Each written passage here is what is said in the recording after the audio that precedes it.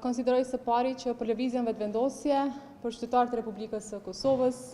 për deputetët e grupit parlamentar, konstituimi i Kuvendit të Republikës së Kosovës është lajm i mirë. Prandaj në këtë drejtim më lejoni që të falenderoj të gjithë deputetët e Kuvendit të Republikës së Kosovës që kanë kontribuar në këtë drejtim. Ajo çfarë dua të shtoj sot është që për mua është e habitshme qëndrimi i PDK-s. Pra, ata nuk patën vot kundër listës serbe, prandaj uroj që ta sqarojnë qëndrimin e tyre, sepse sot të gjithë bashk është dashur që të jemi në të njëjtën linjë, pra që të kontribuojmë në konstituimin e Kuvendit të Republikës së Kosovës, por që të mos lejojmë asesi qëndrime jo të qarta në raport me listën serbe, duke pasur parasysh që lista serbe dirigjohet nga Beogradi dhe përfaqëson interesat e tyre në Republikën e Kosovës. Megjithatë, konsideroj që është jashtëzakonisht e rëndësishme që sot Kuvendi i Republikës së Kosovës u konstitua, pra është zgjedh nënkryetari i fundit, pra zoti Nenad Rashić, pra është lajm i mirë sepse nuk e kemi në kryesinë e Kuvendit më një përfaqësues që nuk e pranon Republikën e Kosovës, por e lufton në vazhdimsi atë. Natyrisht që kemi mundur që këtë vendim ta kemi shumë kohë më parë, sepse ju e dini që para kësaj seance ne kemi pasur përpjekje maksimale që zoti Rashić të zgjedhet nënkryetari i Kuvendit, pikërisht për arsyet që i kemi bërë të ditura në atë kohë, që po i bëm të ditura edhe tash, por megjithatë më mirë vonë se kur, prandaj pas konstituimit të Kuvendit të Republikës Kosovës, ne do të vazhdojmë me procedura tjera për zgjedhjen e qeverisë. Faleminderit shumë për pyetjet. Së pari, ju e dini që seanca konstituive e parë është thirrur, gjithsesi seanca e parë është thirrur nga presidentja Osmani në përputhje me Kushtetutën e Republikës së Kosovës. Dhe tani jemi më 10 tetor, dhe nëse e sqarojmë situatën më konkretisht, është që më shumë se 4 muaj, e përmendi këtë edhe kryetari i Kuvendit, na ka marrë gjykata kushtetuese. Sepse edhe përkundër faktit që ne sa herë kemi ardhur në seancën e Kuvendit, kemi kontribuar me votën për, në raport me kryetarin e Kuvendit, nënkryetarët e Kuvendit, ose verifikimin e mandateve paraprakisht, po ashtu me betimin e deputetëve, të cilin e kemi bërë, ne jemi përballë me qëndrime kundrejt qoftë emrave të përveçëm, apo të cilat kanë dëshmuar që kanë qenë kundër konstituimit të Kuvendit të Republikës së Kosovës. Sot PDK-ja dëshmoi këtë, pra edhe përkundër faktit që vendimi i gjykatës kushtetuese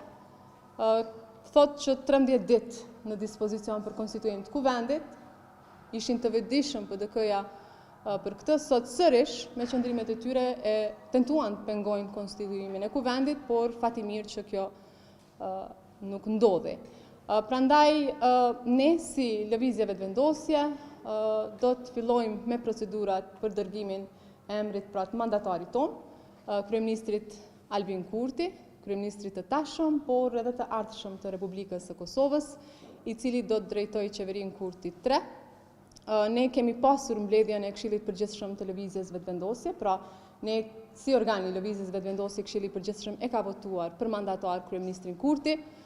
Kryeministri Kurti është personi më i votuar ndonjëherë në Republikën e Kosovës. Lëvizja Vetëvendosje është subjekti me mbështetjen më të madhe nga qytetarët e Republikës së Kosovës, prandaj natyrisht që jemi të interesuar që sa më parë të vazhdojmë me procedurat. Saktësisht kur, natyrisht do t'ju njoftojmë, por po ashtu, krahas kësaj, ne do të vazhdojmë komunikimet edhe me deputetët tjerë në mënyrë që të kuptojmë më shumë nëse kanë vullnet për të qenë pjesë e qeverisjes. Unë sot nuk mund ju jap detaje për këtë, por ju premtoj që do të njoftoheni sapo të ketë diçka konkrete. Por natyrisht, konsultimet dhe takimet do të vazhdojnë.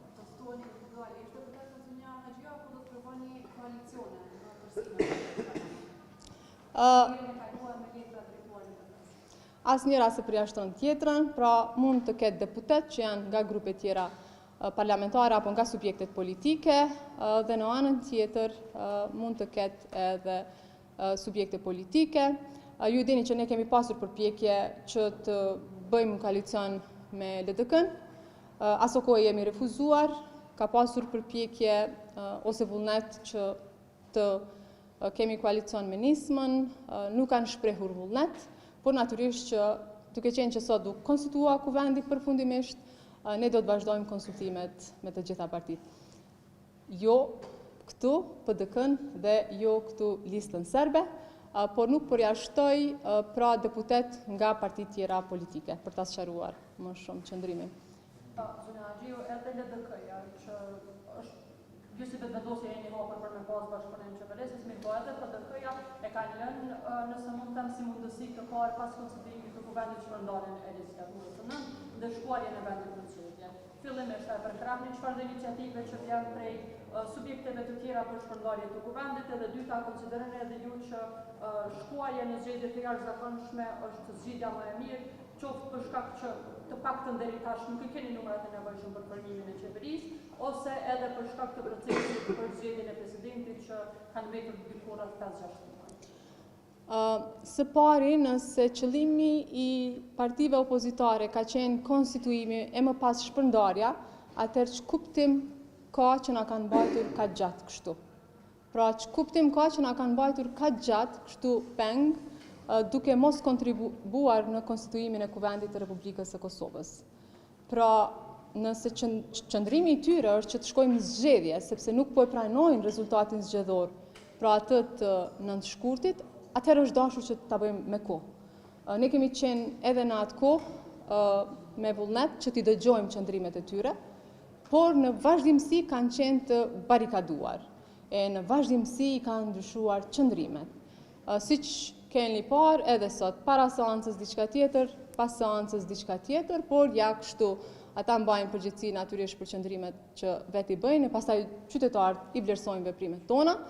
por megjithatë ne konsiderojmë që duhet vazhdojmë me qeverinë,